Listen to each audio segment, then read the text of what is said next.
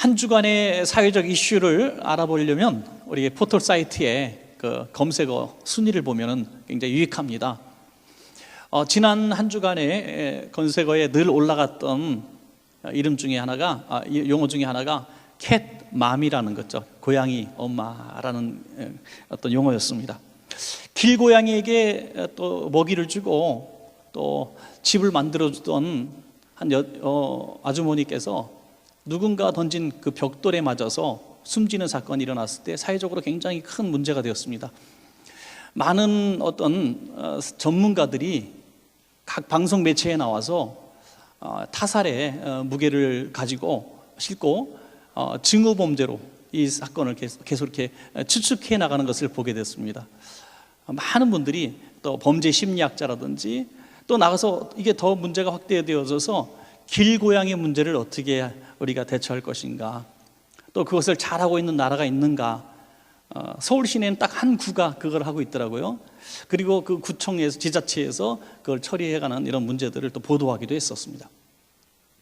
그래서 이것이 우리가 이 사회에 만연했던 증오 문제, 분노 문제로 계속해서 이렇게 몰아가던 중에 어이없게도 엊그제 이것이 밝혀졌는데, 초등학생이 이제 벽돌을 위에서 떨어뜨리면서 몇 초 만에 떨어질 것인가 낙하 실험을 하다가 그 사고가 났던 것이죠. 만 9살 아이들이 이 범죄에 정말 가해자가 되었습니다. 참 안타까운 일이기도 합니다만은 해프닝처럼 벌어진 한 주간에 이런 모든 매스컴마다 떠들었던 이런 내용들을 보면 이 사회가 정말 분노로 가득 차 있구나, 미움으로 가득 차 있구나 하는 것들을 우리가 볼 수가 있었습니다. 그리고 이런 범죄들은 요즘에 특별히 묻지마식 범죄로 많이 드러나고 있습니다. 그리고 이 묻지마식 범죄를 했던 사람들은 죄책감이 별로 없어요. 그리고 자기가 피해자인 것처럼 이야기를 한다는 겁니다. 나를 이렇게 만든 사람이 있고 나를 이렇게 만든 것은 사회라는 거죠. 그래서 나도 피해자라는 거예요. 그리고 이유도 없이 또 상관없는 사람을 찌르기도 하고 또 폭행을 저지르기도 하는 것입니다. 이 분노라는 것은 말과 행동으로 드러나는 어떤 감정적 표현인데, 이것을 누구든지 우리 조절을 해야 사람답게 살 수 있는 거 아니겠습니까? 과거에 우리 어른들은 참 참을성이 많았던 것 같아요. 잘 참으셨어요. 잘 참으면서 이걸 속에다가 다 새겼던 것 같아요. 속에다 생기니까 무슨 병이 생깁니까? 화병이에요. 우라통이 침입니다. 우라병이 생겨서 옛날 어른들은 화병으로 많이 쓰러졌던 것 같아요. 그런데 요즘 세대는 이 화병으로 문제를 일으키는 게 아니라 화를 담을 그릇이 너무 작기 때문에 이것이 분노로 표출이 되어집니다. 그래서 조금만 화가 나면 참지 못하고 폭력을 가하는 것이죠. 그래서 최근 들어서 지난 한 주간만 딱 제가 뉴스를 검색해봐도 지난 한 주간만 있었던 일들 가운데서도 얼마나 이런 분노 범죄들이 많아요.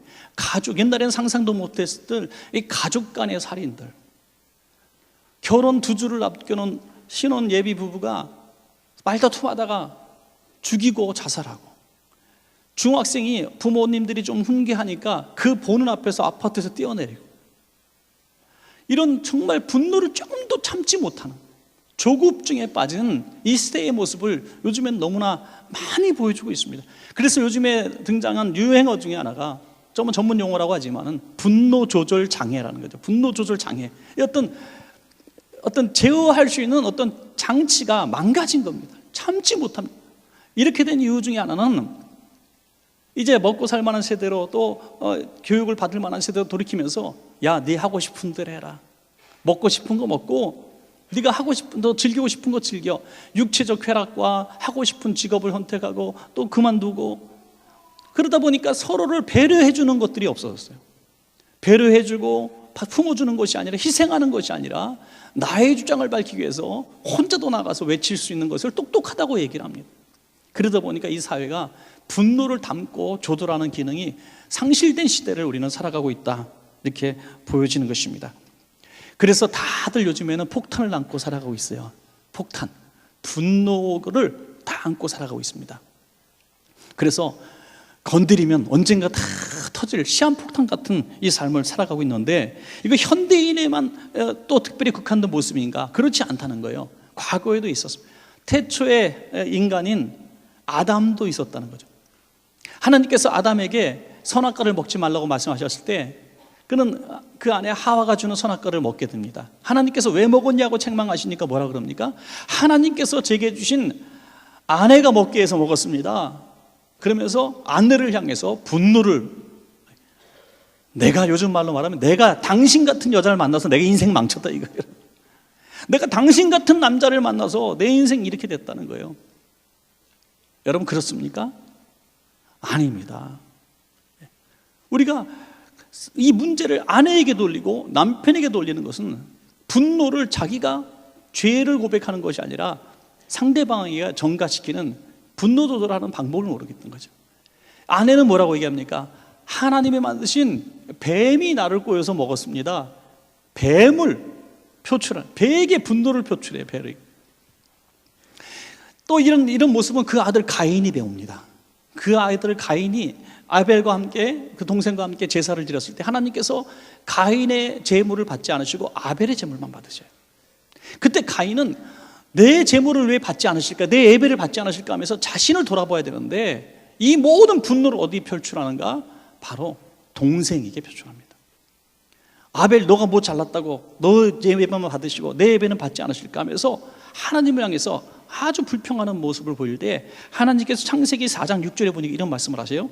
여호와께서 가인에게 이르시되 내가 분하여 함은 어찌 됨이뇨 안색이 변하면 어찌 됨이냐.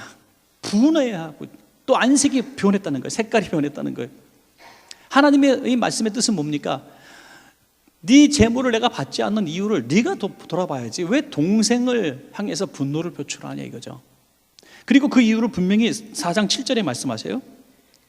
내가 선을 행하면 어찌 낯을 들지 못하겠느냐. 선을 행하지 아니하면 죄가 문에 엎드려 있느니라. 죄가 너를 원하나 너는 죄를 다스릴지니라. 다시 말씀드려서 가인의 제사를 받지 않으신 이유는 그가 죄를 품고 예배를 드렸기 때문이에요. 선한 일을 해야, 선행을 해야 이 죄를 다스리는 것인데 악행을 하면서 분노를 표출하는 모습, 이건 아직 동생을 살해하기 전의 말씀입니다. 그러면서 하나님이 이 분노를 예방할 수 있는 법을 말씀하셨어요. 너는 죄를 다스려라. 분노를 다스려라. 여러분, 분노를 다스리는 것이 죄에 대한 예방이 되는 것입니다. 그런데 그는 선행으로 분노를 다스리지 못하고 분노를 그대로 표출함으로 살인자가 되고 마는 것입니다. 여러분, 또한 요셉을 보십시오. 요셉의 형제들이 요셉을 얼마나 미워합니까? 요셉이 미움받은 이유는 아버지의 끔찍한 사랑을 받았기 때문이에요. 그래서 형제들이 요셉을 미워합니다. 요즘에도 그런 일들이 있어요. 여러분, 자녀들이 둘이나 셋이 있는데 큰 아이를 특별히 부모님들이 관대하게 대한다고 봅시다. 공부도 잘하고 인물도 좋고 칭찬도 좋고 인사성도 좋고 그냥 괜찮은 거예요. 다들 그냥 큰아들 칭찬해요. 그러니까 엄마 아빠도 큰아들만 막, 야 너는 형 반만 닮아라. 그러면요 동생이, 네 좋은 형을 주셔서 참 감사합니다.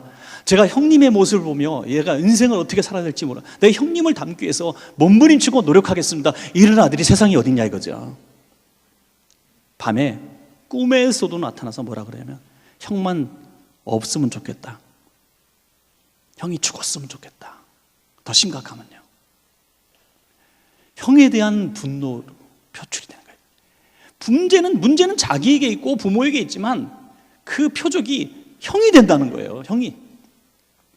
잘 사는 사람은 다 죽어야 돼. 날씬한 것들은 다 죽어야 돼. 이쁜 것들은 지구를 떠나라. 이게 뭡니까? 그냥 분노가 사랑받고 칭찬듣고 잘 되는 사람들을 향해서 표출이 되는 거예요. 여러분, 이게 분노거든요. 이 분노가 어느 날 뻥 터지면 그냥 다 부수고 보자. 이 세상이 한번 확 뒤집어졌으면 좋겠다. 북한이 한번 안 내려오냐. 별소리를 다 하는 거예요. 여러분 어떻게 10명이나 되는 요셉의 형들이 요셉을 살해하는데 동참할 수가 있고 요셉의 옷을 찢어가지고 짐승 피를 묻혀서 아버지에게 요셉이 짐승에 먹혀서 죽었습니다라고 얘기하는데 한마음을 품을 수가 있겠느냐 이거죠. 이 모습은 너무나 끔찍한 현대의 분노 집단 이기주의를 모습으로, 이 집단 이기주의, 우리 부서가 살기 위해서, 우리 어떤 조직이 살기 위해서 다 죽어도 된다는 거예요. 다 죽어도. 하나님의 뜻은 절대로 그렇지 않습니다. 테러를 행하는 사람들도 내가 이것밖에 할 수 있는 것이 더 있느냐 하면서 그걸로 표현한다고 하지만 왜 무고한 사람들을 죽입니까? 정당성을 부여하는 어리석음이 있는 거죠. 분노 조절의 기능이 다 마비된 시대를 우리는 살아가고 있습니다. 자, 그렇다면 이 분노가 가득한 세상 속에 살아가는데 우리는 어떻게 살아야 될 걸까? 우리의 숙제입니다, 여러분. 제가 너무나 앞에 끔찍한 얘기들을 많이 해서 여러분의 인상이 참 불편합니다. 그러면 이렇게 사는 세상, 이 세상을 다 떠나야 되겠습니까? 오늘 성경에서 이 분노의 세상을 치유하는 비결을 배우시는 여러분 되시길 바랍니다, 여러분.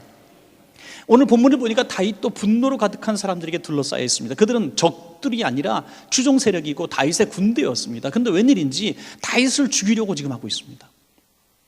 우리가 다윗은 아는 대로 형님들이 있는 전쟁터에 구경 갔다가 하나님을 모욕하는 골리앗을 보고 예수 그리스도 이름으로, 하나님의 이름으로 나가서 돌로 쳐서 승리했던 사람입니다.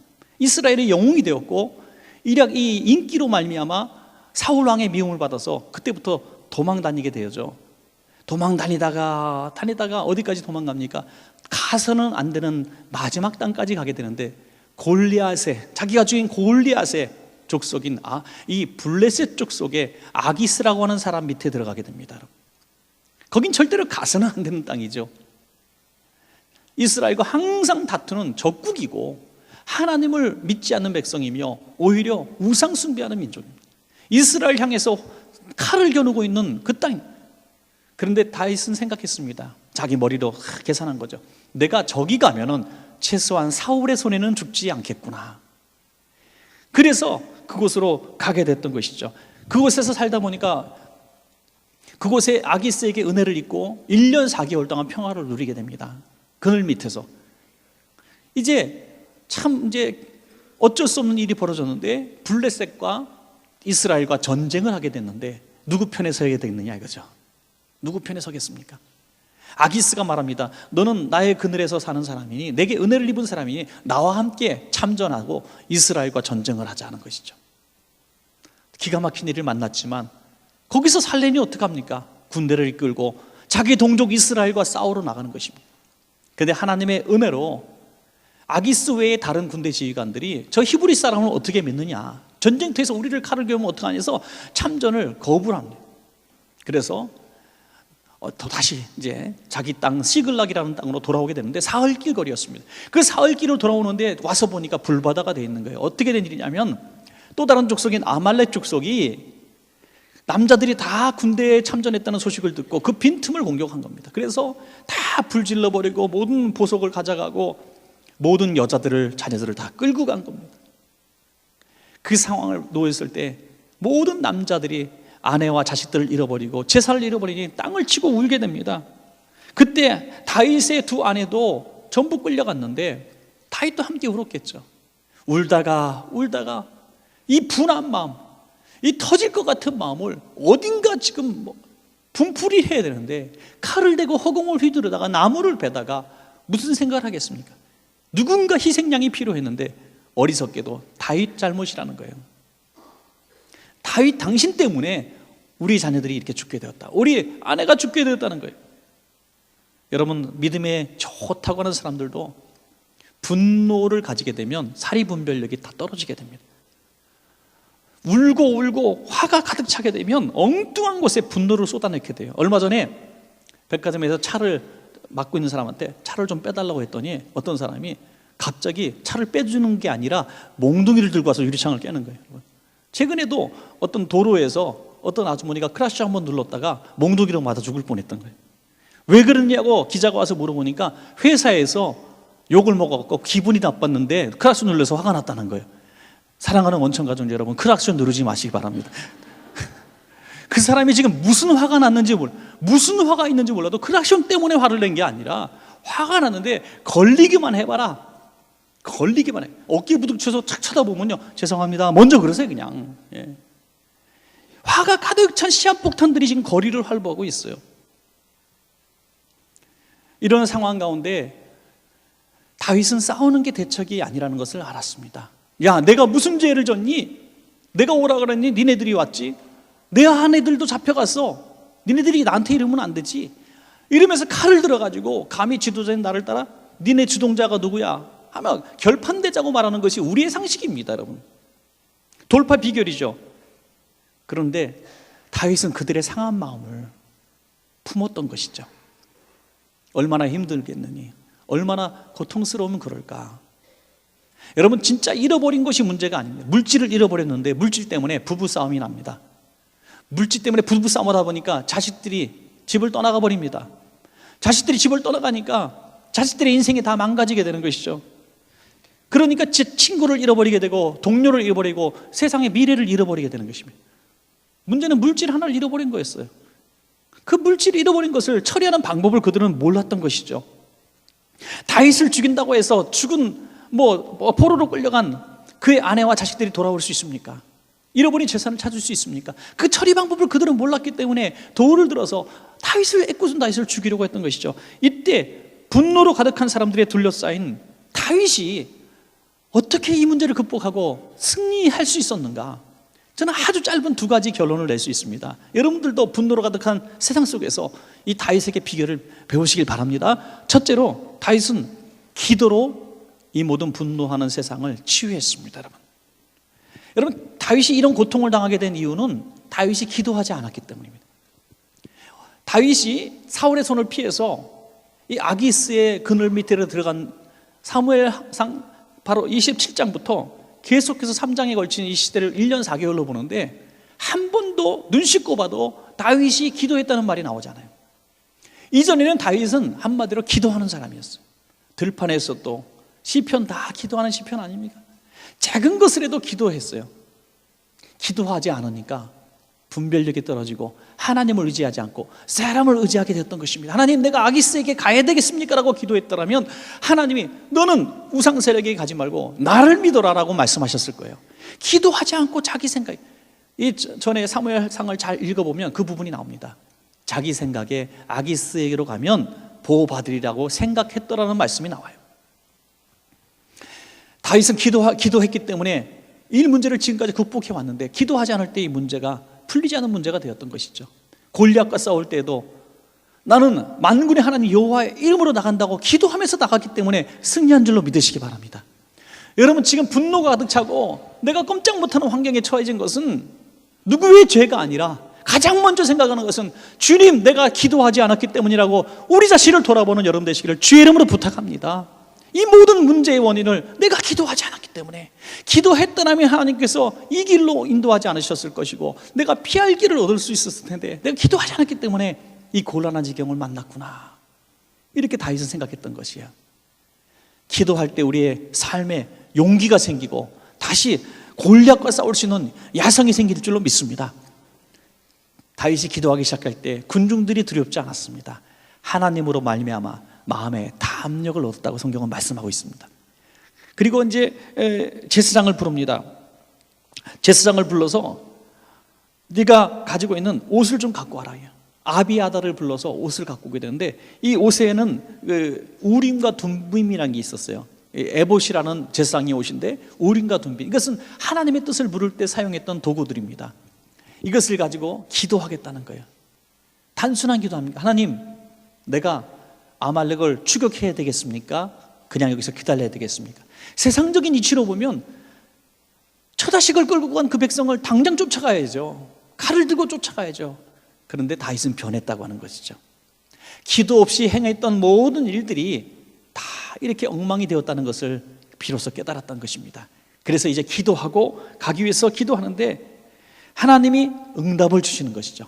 사무엘상 30장 8절을 보시면 다윗이 여호와께 묻자와 이르되 내가 이 군대를 추격하면 따라잡겠나이까 하니 여호와께서 그에게 대답하시되 그를 쫓아가라. 내가 반드시 따라잡고 도로 찾으리라. 아멘.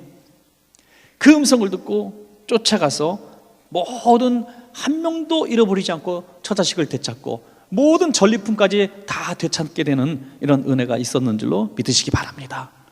여러분, 이미 늦었다라고 생각할 때가 하나님의 도우심을 구할 때인 것입니다. 환난 날에 나를 부르라, 내가 너를 건지리니 내가 나를 영화롭게 하리로다 했습니다. 비록 내 잘못으로 얽히고 설키고 꼬이고 엉망이 된 내 환경, 분노로 가득한 이 삶의 한복판에 떨어졌다 할지라도 지금도 늦지 않았습니다. 여러분, 지금 이 문제를 붙들고 부르짖어 기도해서 하나님의 도우심을 얻어 이 문제를 회복하시기를 주의 이름으로 간절히 축원합니다.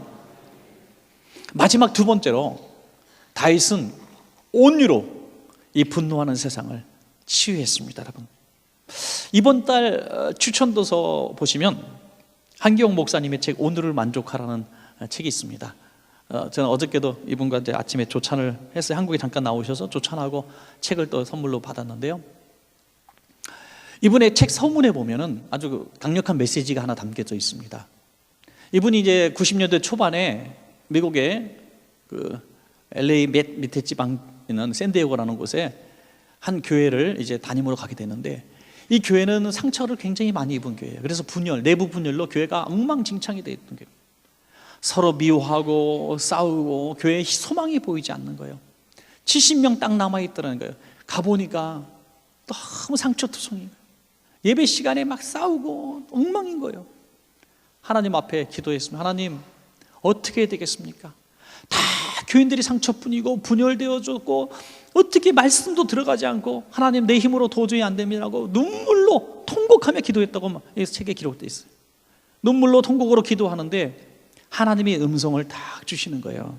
그 음성이 마태복음 11장 28절이었다는 거예요. 이렇게 목회해라. 수고하고 무거운 짐진 자들아 다 내게로 오라. 내가 너희를 쉬게 하리라. 그 순간에 하나님, 내가 이렇게 목회하면 되겠군요 하는 비결을 깨달았다는 거예요. 교회에 와서 이들이 쉬게 하기를 하나님은 원하셨다는 거예요. 상처 입은 사람들, 세상에서 다 깨어진 사람들, 이민사회에 너무나 척박하고 또 영주권 문제, 시민권 문제로, 세금 문제로, 집 문제로, 자식들 교육 문제로 너무나 외롭고 지치고 피곤한 그들이 교회 와서 조금 사랑받고 싶은데 그 교회에서 안 받아주니까 서로 분노하고 다퉜던 거라는 거죠. 그래서 그때부터는 주님, 교회에서 쉬게 하기를 원합니다 하면서 계속 위로의 메시지를 주고 성도들 안아주고 화해시키고 품어주고 하다 보니까 그 교회가 회복되어지더니 그 샌디에고에서 가장 큰 1000명이 모이는 교회가 된 줄로 믿으시기 바랍니다. 여러분, 그렇습니다. 여러분, 하나님은 성도님들을 교회에서 쉬기를 원하셔요. 쉬기를 원하셔요. 분노로 가득한 이 마음을 교회에서 내려놓기를 원하시는 거예요. 주님 앞에. 주님은 우리들의 분노를, 우리들의 억울한 마음을, 우리 깨어진 상한 마음들을 고치실 수 있는 능력자인 것을 믿으시기 바랍니다. 저는 우리 교회에도 이런 소원이 있기를 원합니다. 훌륭한 사람, 위대한 사람, 힘 있는 사람만 우리가 바라볼 것이 아니라 깨어지고 상하고 갈데 없는 영혼들이 이곳에 와서 쉴 만한 초장이 되기를 원하는 것입니다. 여러분, 쉬는 곳이에요. 교회는 쉬는 곳이, 싸우러 오는 곳이 아니라 쉬러 오는 것입니다. 그래서 우리는 오늘 이 목사님 받았던 말씀처럼 그 뒷부분을 배우면 돼요. 11장 28절을 받으셨는데 그 뒷절을 보면 나는 마음이 온유하고 겸손하니 나의 멍에를 메고 내게 배우라. 그리하면 너의 마음이 쉼을 얻으리니. 우리가 온유한 마음을 갖게 될 때에 분노는 떠나갈 줄로 믿습니다. 여러분, 분노한 사람을 대할 때 너 왜 이렇게 화를 내? 내가 뭔 죄를 졌어? 너 왜 나한테 와서 화를 풀이하니? 누구한테 뺨 맞고 왜 나한테 그러니? 라고 조목조목 따질 수 있는 사람은 너무나 많지만 그 상한 마음, 병든 몸을 보면서 그래, 나한테 해라, 나한테 쏟아내 하면서 품어주는 온유한 사람이 별로 없다는 겁니다. 여러분, 세상은 다 온유한 사람을 찾아다니는 거예요. 그 온유한 사람을 만나지 못하니까 싸우는 거예요. 내가 사랑받고 싶어서 이 사람한테 얘기했는데 또 싸우게 되고, 사랑받고 싶어 이 사람한테 또 싸우게 되고, 그래서 교회 올 때 완전히 싸움닭이 돼버린 거예요. 싸움닭. 여기 쫓기고 저기 찍고 어디 가도 싸우고, 식당에도 싸우고 뭐 교구실에서도 싸우고 뭐 그냥 싸우게 되는 거예요. 우리 교회 얘기가 아니라 그럴 수도 있다는 얘기죠. 여러분, 우리가 온유한 마음을 갖게 되면 분노하는 사람을 품어줄 수 있는 힘이 생긴다는 것입니다. 끝부분에 보면 저는 이 짧은 본문을 통해서도 다윗이 온유로 이 문제를 해결한 위대한 역사, 저는 이 말씀을 사실 전하기 위해서 이 본문을 오늘 굉장히 열심히 봤어요. 다윗의 온유함이 분노하는 그들을 어떻게 녹였는가. 그가 아말렉 군대를 따라갈 때 위대한 온유를 보여줘요. 600명을 이끌고 나가는데 200명이 지쳐서 못 가겠다는 거예요, 여러분. 무려 3분의 1 되는 병사들이 꾀를 부리는 건지 피곤해서 그런지 다리가 아파서 그러는지 못 가겠다는 거예요. 군대의 지휘관이 야, 니네 처자식은 안 끌려갔냐? 반대하는 놈 나와 하고 칼로 한 명 좀 베어야 199명 일으킬 텐데, 이게 세상적인 리더의 모습인데 다윗은 그들을 위로하며 쉬게 하는 것입니다. 그리고 400명만 이끌고 갔는데 하나님의 은혜로 승리를 하게 됩니다. 모든 전리품을 갖고 되돌아올 때 나머지 400명이 얘기합니다. 저 200명은 전쟁에 참전하지 않았으니 자식들만 돌려주고 아내만 돌려주고 보석은 우리만 나누지 저 사람들을 하나도 줄 수가 없습니다 말합니다. 그때 다윗이 했던 위대한 말씀이 사무엘상 30장 23절이에요. 다윗이 이르되 나의 형제들아, 여호와께서 우리를 보호하시고 우리를 치러 온 그 군대를 우리 손에 넘기셨은즉 그가 우리에게 주신 것을 너희가 이같이 못하리라. 이 승리는 우리가 한 것이 아니라 하나님이 주신, 거저 주신 선물이라는 거예요. 그런데 감히 우리가 어떻게 주고 말고 결정하느냐? 나눠 먹자는 거죠, 여러분.